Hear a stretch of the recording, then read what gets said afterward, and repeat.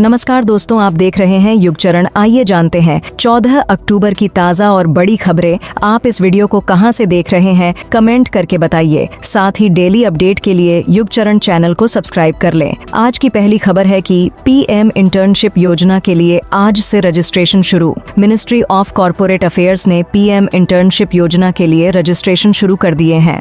इसके लिए पोर्टल पर आज 12 अक्टूबर से रजिस्ट्रेशन कर सकते हैं। इस योजना के तहत देश के 1 करोड़ युवाओं को टॉप 500 प्राइवेट कंपनियों में इंटर्नशिप का मौका दिया जाएगा। कैंडिडेट्स को इस दौरान हर महीने 5,000 रुपए स्टाइपेंड भी मिलेगा। वित्त मंत्री निर्मला सीतारमण ने बजट भाषण में इस योजना की घोषणा की थी।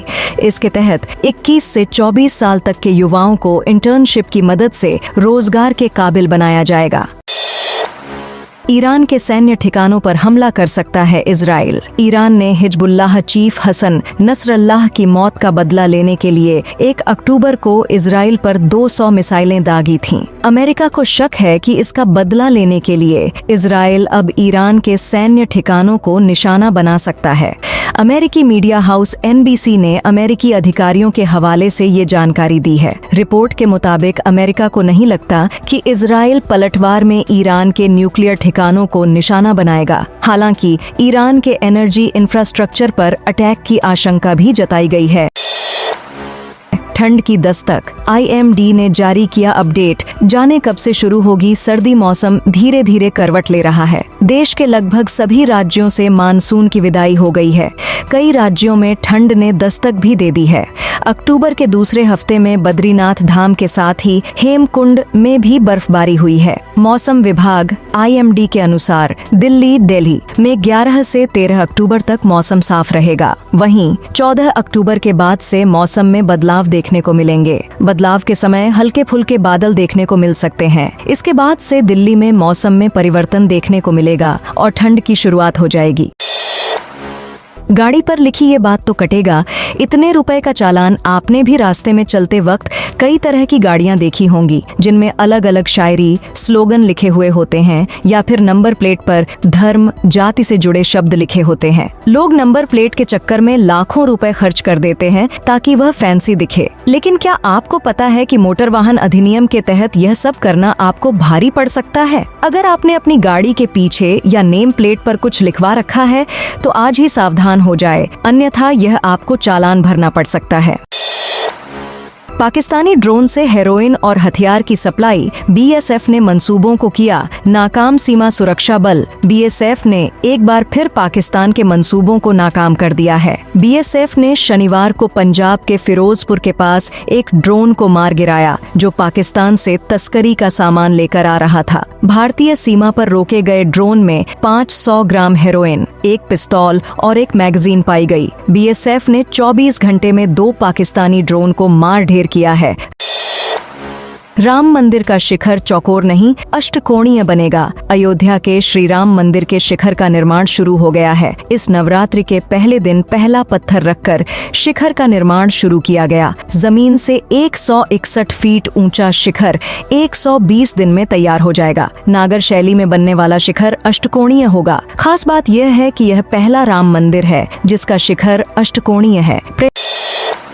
प्रयागराज महाकुंभ में 71 दलित संत महामंडलेश्वर बनेंगे। 2025 में प्रयागराज महाकुंभ में SC/ST समाज से 71 लोग महामंडलेश्वर बनेंगे। महामंडलेश्वर की उपाधि जूना अखाड़ा देगा। इन सभी संतों ने 2 से 3 साल पहले अखाड़े में संन्यास लिया था। महामंडलेश्वर बनने के बाद इन्हें अखाड़े के मठ मंदिरों की जिम्मेदारी दी जाएगी। इसके पीछे मुख्य वजह धर्मांतरण रोकना है। सबसे ज्यादा ईसाई मिशनरी SC/ST का धर्मांतरण करा रहे हैं। वहीं बौद्ध धर्म भी तेजी से इस समाज में पैठ बना रहा है। इसे देखते हुए जूना अखाड़ा के संत मध्य प्रदेश, छत्तीसगढ़, झारखंड, ओडिशा, केरल, महाराष्ट्र और गुजरात पर फोकस कर रहे हैं। यहाँ आदिवासी अनुसूचित जाति की आबादी अच्छी खासी है। मस्जिद विवाद पर बोले विक्रमादित्य। ये रातों रात खड़ी नहीं हुई। हिमाचल में भी हर भोजनालय और फास्ट फूड रेहड़ी पर ऑनर की आईडी लगाई जाएगी ताकि लोगों को किसी भी तरीके से परेशानी न हो। हिमाचल प्रदेश के मंत्री विक्रमादित्य सिंह ने ये बात कही तो राज्य में नई कंट्रोवर्सी शुरू हो गई। हिमाचल के शिमला और मंडी में पहले से मस्जिद विवाद चल रहे थे। विक्रमादित्य इन विवादों में भी मुखर रहे, खुद को प्राउड हिंदू बताया और कहा कि अगर मस्जिद अवैध हैं तो उन्हें गिराया जाएगा। यूपीएससी ईपीएफओ इंटरव्यू का शेड्यूल जारी हुआ। Union public service commission UPSC ने ईपीएफओ इंटरव्यू का शेड्यूल जारी कर दिया है। ये इंटरव्यू 4 नवंबर से 6 दिसंबर के बीच हर दिन 2 सेशन में होंगे।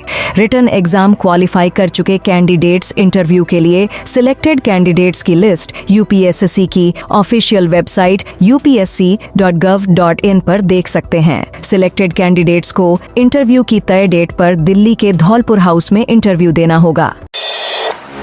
पाकिस्तान में एससीओ समिट के लिए तैयारियां। पाकिस्तान में 15 से 16 अक्टूबर को Shanghai cooperation organisation SCO summit होने वाली है।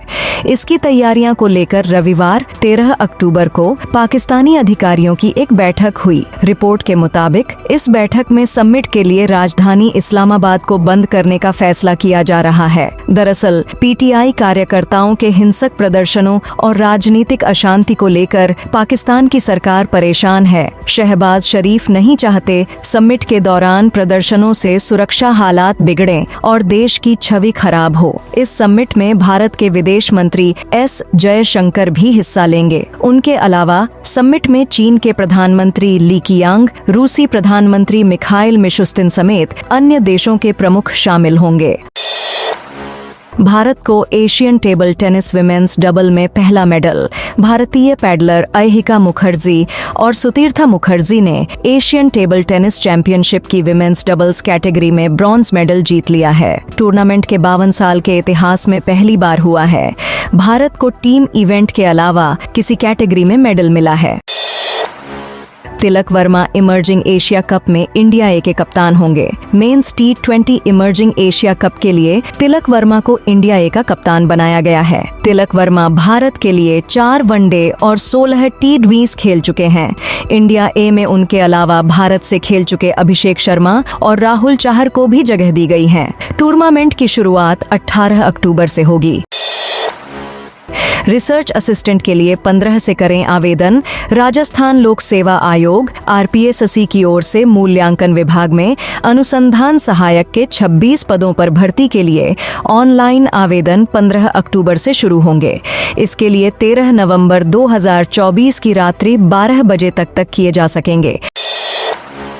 पाकिस्तान में 2 आदिवासी गुटों में लड़ाई। पाकिस्तान में शनिवार 12 अक्टूबर को 2 आदिवासी गुटों की आपसी लड़ाई में 11 लोगों की मौत हो गई। मामला खैबर पख्तूनख्वा प्रांत के कुर्रम जिले का है। पाकिस्तान के अखबार डॉन के मुताबिक घटना में 8 लोग गंभीर रूप से घायल हुए हैं, जिनका इलाज चल रहा है। हालांकि विवाद की वजह अभी पता नहीं चल पाई है। तो दोस्तों, यह थी आज की बड़ी खबरें। आपने अभी तक युग चरण को सब्सक्राइब नहीं किया तो कर लें।